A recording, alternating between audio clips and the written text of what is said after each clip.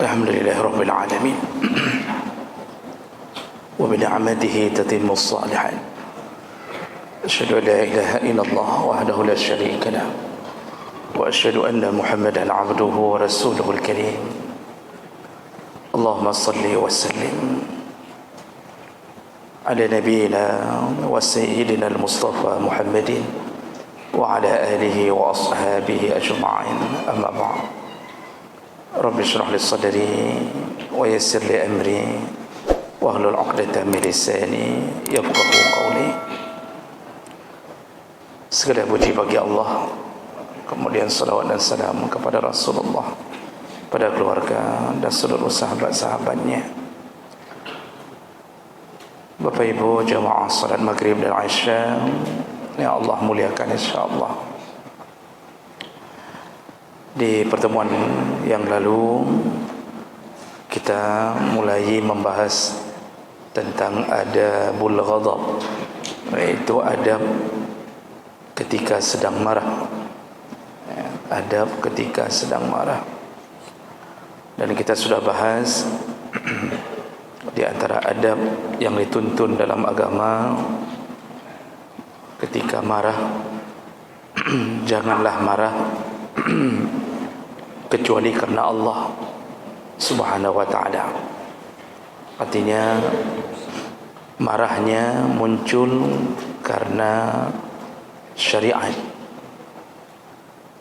karena agamanya dihina, atau syariat dalam agamanya terlecehkan, atau dia marah karena istrinya memakai baju atau pakaian ketan, dia marah karena anaknya pacaran, istri marah karena suaminya berjudi, dan seluruh urusan-urusan syariat. Maka marah seperti itu berpahala. Jadi jangan marah kecuali karena Allah, artinya karena urusan-urusan menegakkan agama Allah Subhanahu wa ta'ala. Kemudian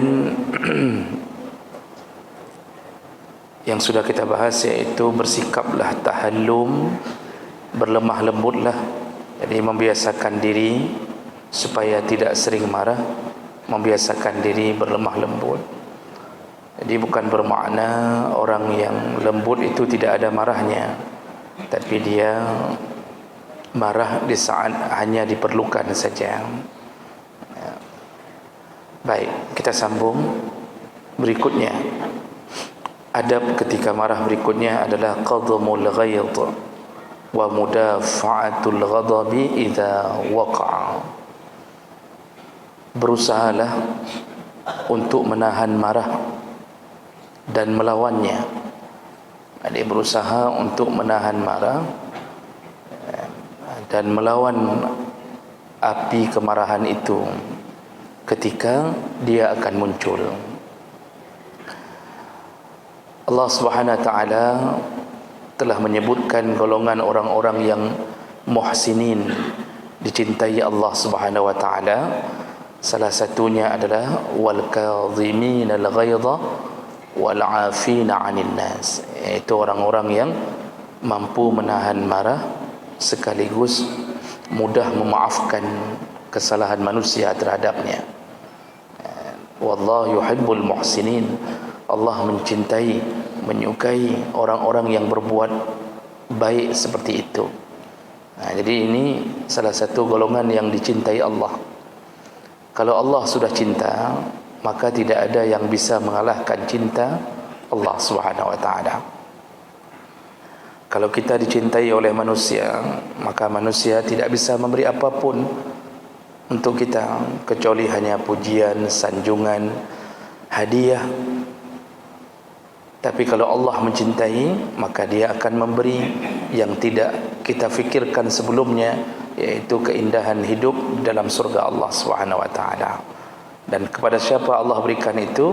Salah satunya adalah kadhiminal ghaidh, orang yang mampu menahan amarah. Ibnu Hajar menjelaskan ayat ini dalam Fathul Bari, yaitu syarah Sahih Bukhari. Wa laysa fil ayatain dilalatun 'ala at-tahzir min al-ghadab illa annahu lima dhamma man yaqdum ghaydahu ila man yajtanib al-fawahish kana fi zalika isyaratun ila al-maqsud. Jadi kata Ibnu Hajar Al-Asqalani, ini ulama besar yang mensyarah Sahih Bukhari, kata beliau, lihatlah ayat itu. Ayat itu tidak menjelaskan tentang tidak boleh marah atau tidak adanya marah pada manusia. Jadi Allah tidak bicara bahawa manusia itu jangan marah sama sekali, tidak. Tapi yang disuruh oleh Allah adalah menahan amarahnya. Jadi kalau begitu, Allah yang mencipta, Allah yang lebih tahu. Kita ini disertakan dengan sifat marah. Semua kita ada sifat marah. Nabi Muhammad selembut-lembutnya manusia, sebaik-baiknya manusia, manusia yang paling agung akhlaknya. Wa innaka la'ala khuluqin azim. Muhammad itu manusia paling agung akhlaknya. Tapi lihat catatan hadis, pernahkah Nabi Muhammad marah? Pernah. Bahkan ada beberapa kali dan beberapa tempat beliau mengeraskan suaranya. Namun marahnya Nabi pada perkara-perkara ketika agama dilecehkan. Jadi Nabi Muhammad saja punya amarah, kita apa lagi? Muhammad hari ini, Muhammad Najib, Muhammad Nazar, Muhammad macam-macam Muhammad, ya. Ini bingkai-bingkai habis. Ya. Semua ada marah. Yang Allah sayangi siapa? Yang ketika marahnya mulai muncul, mulai mudat-dat, bahasa mudat-dat itu apa? Mulai bahasa Indonesianya. Kadang-kadang bahasa Inggeris ni enggak ada bahasa Indonesianya. Mulai bergetar dia. Ini tangan ni sudah mulai terregam, meregam begini, ikut bahasa Indonesianya. Tapi dia tahan kemarahan hatinya, dia tahan, jangan sampai keluar. Itulah manusia yang paling hebat, manusia yang paling dicintai Allah, salah satu di antara banyak orang dicintai Allah. Jadi mampu menahan kemarahan. Makanya hadis Nabi SAW itu menyanjung-nyanjung orang yang mampu menahan marah. Kata Rasulullah SAW dari hadis dari Ibnu Addi, dengan derajat yang sahih, juga diriwayatkan oleh Ibnu Mas'ud, kata Rasulullah, man qadama ghaydan, barang siapa yang menahan marah, barang siapa yang mampu menahan marah, wa huwa qadirun ala ayyunfizahu, padahal dia sanggup untuk melampiaskan kemarahan itu. Barang siapa yang menahan marah padahal dia mampu untuk melampiaskan kemarahan itu. Nah, ini maksudnya apa ini?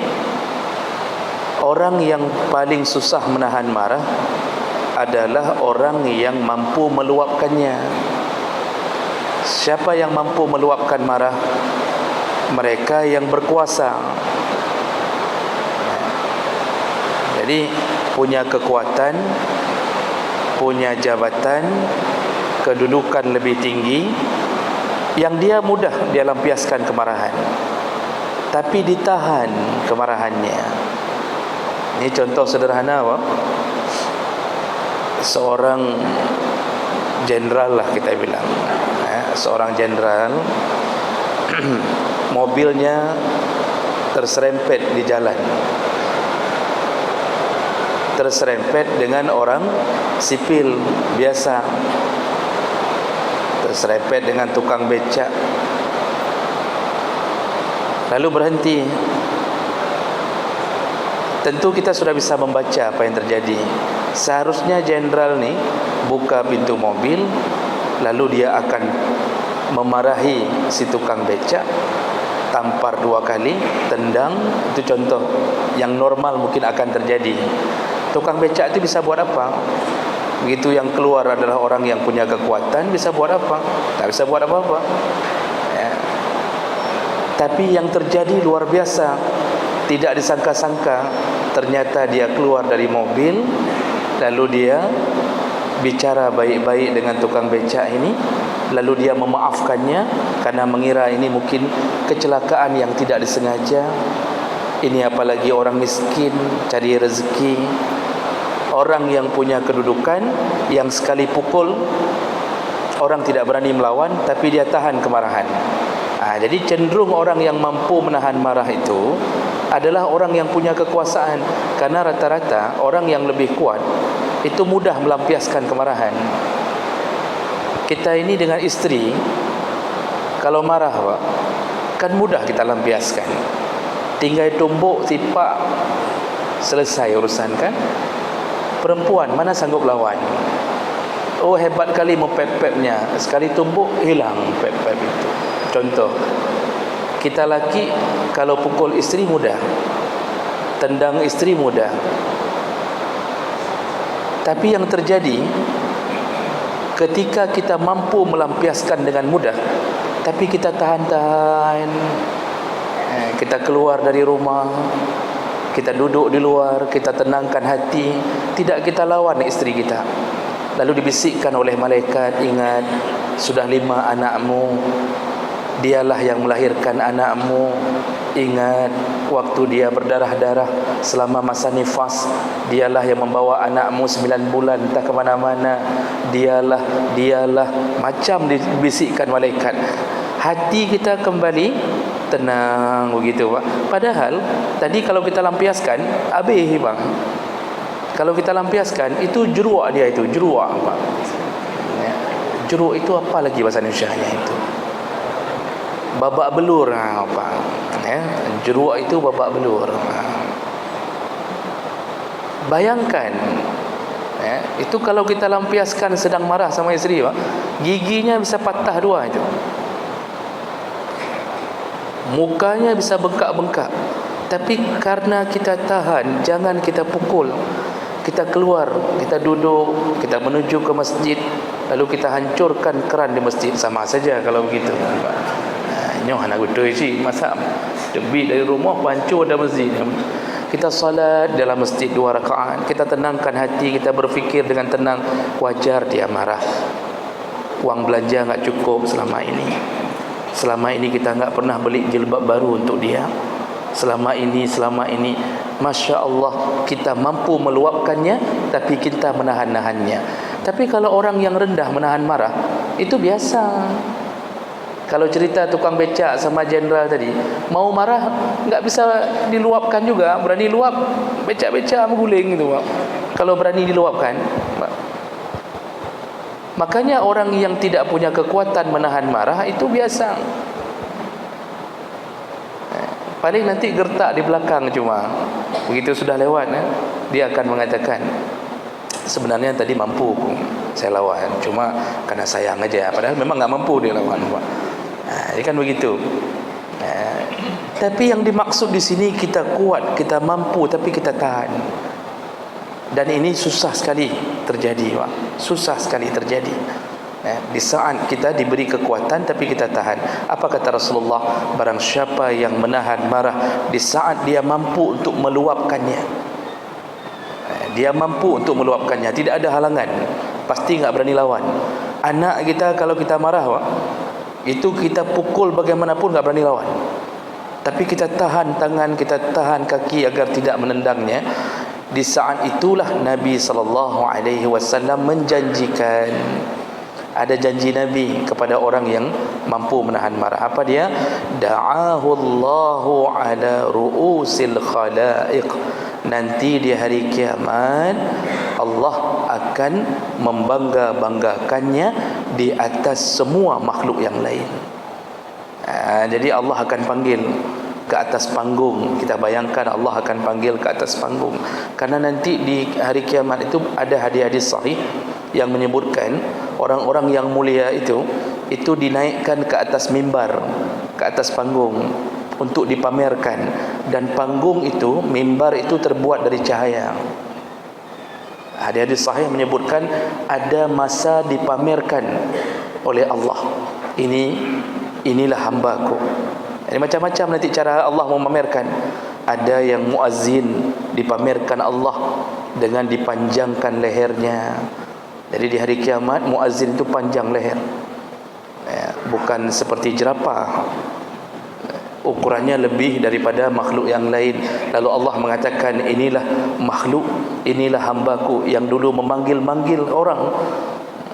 Maka muazzin itu besar sekali pahalanya. Termasuk yang dipamerkan Allah di hari kiamat, dibangga-banggakan oleh Allah adalah yang mampu menahan marah. Jadi Allah akan mengatakan di hadapan semua makhluk, mulai dari Nabi Adam sampai yang terakhir meninggal, inilah dulu yang mampu marah tapi dia tahan-tahan marahnya. Itu baru janji pertama. Lalu Nabi mengatakan janji kedua, hatta yukhayyirahu minal huril ain yuzawwijuhu minha ma syaa. Ini yang janji yang lebih menarik lagi adalah nanti hari kiamat orang yang mampu menahan marahnya di dunia, maka Allah akan menyuruhnya untuk memilih bidadari yang dia suka. Ini lebih menggembirakan. Karena ada sebahagian orang akan berfikir, kupu ke pamer-pamer, yang penting bidadari merempuak kajian katanya. Dan begitu. Maka Nabi berjanji, dia akan diberikan Allah, silakan pilih bidadari mana yang engkau suka. Ya, waktu itu milih bidadari apa ni nampak. Kan lagi kita pilih semua yang baik-baik itu. Namun tentu ada yang terbaik di antara itu. Suka-suka kita, siapa yang dapat itu? Orang yang mampu menahan marah. Makanya ada hadis lain, saya lupa riwayat siapa, tapi hadisnya sahih. Ketika istri memarahi suaminya dengan keadaan yang tidak layak untuk dimarahi. Jadi istri memarahi suaminya, mencacinya, membentak-bentaknya di kondisi yang tidak layak untuk dia marahi. Bisa jadi suaminya disakiti karena tidak mampu mencari nafkah dengan sempurna. Tiap hari hanya membawa pulang 20.000, mungkin cuma membawa seekor ikan. Lalu dimarahi oleh istri. Nabi mengatakan ketika dimarahi itu, bidadari yang telah Allah siapkan berkata. Jadi Nabi kasih tahu yang gaib itu. Apa kata bidadari? Engkau telah memarahi calon daripada suami kami. Jadi terlaknatlah engkau telah mencaci maki calon daripada suami kami. Makanya dirindukan oleh bidadari orang-orang yang dimarahi sama istri. Maka bapak kalau mau dapat bidadari, biarkan istri marah untuk kita dan jangan dipukul, insya-Allah bidadari. Tapi kalau istrinya baik, istrinya lah yang jadi ketua bidadari. Jadi ibu kosnya di surga itu istri, kalau istrinya juga ikut masuk surga. Ini janji Nabi terhadap orang yang mampu menahan marah. Kenapa besar sekali janji Allah ini? Karena begitu susahnya pekerjaan ini. Kita dengar ke mangat, Pak? Kalau kita dengar teorinya kan enak. Oh kayak gitu ya, Masya Allah. Menahan marah dapat surga. Teori enak. Baru pulang dari sini satu sendal hilang, mau pem tak baunya apa.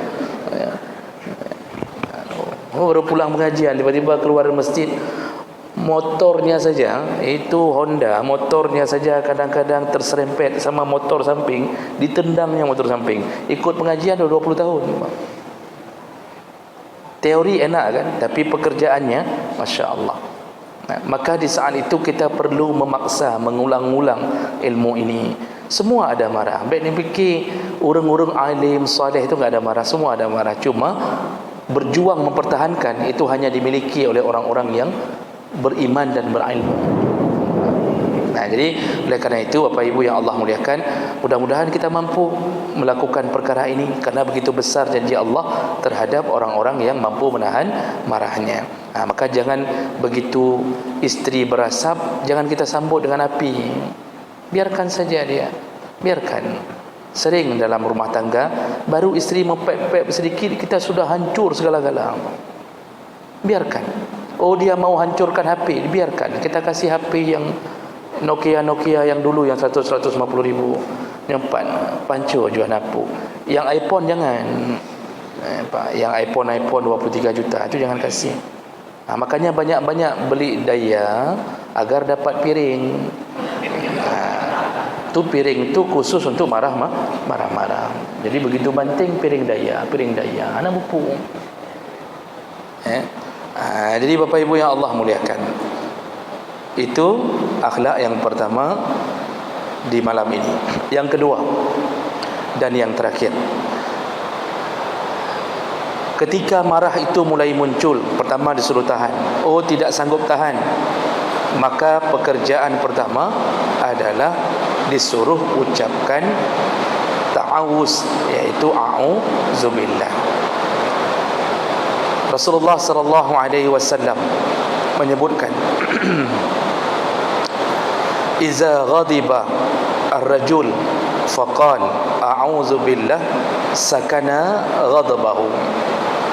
Ketika seseorang mulai marah, kalau dia mengucapkan a'udzubillah sakana ghadabahu, maka marahnya akan kembali turun, kembali tenang. Ini Nabi yang katakan, begitu terucap a'udzubillah, maka orang yang marah akan kembali tenang. Dan ditambah dengan hadis yang lain. Jadi ada satu kejadian, ada dua orang yang sedang bertengkar. Hadis riwayat Bukhari Muslim dari Sulaiman bin Surat. Istabba rajulani 'inda Nabi sallallahu alaihi wasallam. Jadi ada dua orang yang saling mencaci maki. Ketika mereka saling bertengkar dan caci maki, lewatlah Nabi sallallahu alaihi wasallam. Salah seorang dari dua orang ini, faghadiba ahaduhuma fashtadda ghadbahu hatta intafakha wajhahu wa taghayyar. Jadi yang satu orang itu terlalu emosi sampai wajahnya memerah dan dia berubah, wajahnya berubah. Sudah terlalu emosi. Kita ini kan kalau marah, wajah akan mewakili kemarahan hati. Maka wajah itu bisa dilihat hati. Orang marah, wajahnya nampak. Hati yang sedang senang juga nampak pada wajah.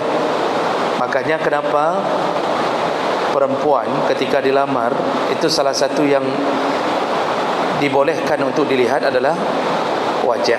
Karena di wajah menampakkan hati. Dia sabar, dia tidak sabar pada wajah. Tapi yang lihat harus orang yang faham. Kalau orang yang sudah jatuh cinta, lihat kayak manapun wajah itu tetap baik. Habis menikah baru menyesal. Orang ini marah sekali sampai wajahnya berubah. Faqala Nabi. Jadi marahnya sedang caci maki lewat Nabi. Lalu Nabi berkata, inni la u'allima kalimatan law qalaha la zahaba anhu ma yajid. Ku ajarkan kalian kalimat, satu kalimat, kalau engkau mengucapkannya maka marahnya akan hilang, kata Nabi. Jadi langsung Nabi menasihati, ku ajarkan satu kalimat, kalau engkau mengucapkannya marahnya akan hilang. Apa kalimat itu? Lau qala a'udzu billahi minasyaitonir rajim. Kalau seseorang mengucapkan a'udzu billahi minasyaitonir rajim. Jadi kalau ucapan ini diucapkan, marahnya orang itu akan hilang. Nah, kenapa Nabi mengajarkan ini? Karena Nabi tahu marah itu selain daripada dicipta oleh nafsu amarah, juga didukung oleh bisikan syaitan. Didukung oleh bisikan syaitan. Maka cara mengalahkan syaitan adalah dengan kalimah ta'awuz. A'udzubillahi minasyaitanir rajim. Jadi Bapak Ibu yang Allah muliakan, kalau kita kira-kira mulai marah, ucapkanlah a'udzubillahi minasyaitanir rajim. Tapi ucapkan itu jangan keras-keras. Ucapkan sendiri, bang. Ni suami isteri sedang marah. Isteri tiba-tiba mengucapkan a'udzubillahi minasyaitanir rajim. Itu lebih parah lagi kena tumbuk sama suami. Suami akan mengatakan kami ke je ni. Kita ucap aku berlindung daripada syaitan yang terkutuk. Aku berlindung kepada Allah daripada syaitan yang terkutuk. Di depan suami itu kena tumbuk lagi, itu pasti. Jadi jangan ucapkan di depan orang yang sedang marah. Ucapkan sendiri untuk bisa menahan amarah tadi. Baik, ini dulu. InsyaAllah masih satu kali lagi pertemuan untuk urusan tentang adab marah ini. Baik, ada waktu sekitar 10 menit ya. Silakan kalau ada hal yang ingin ditanyakan, silakan.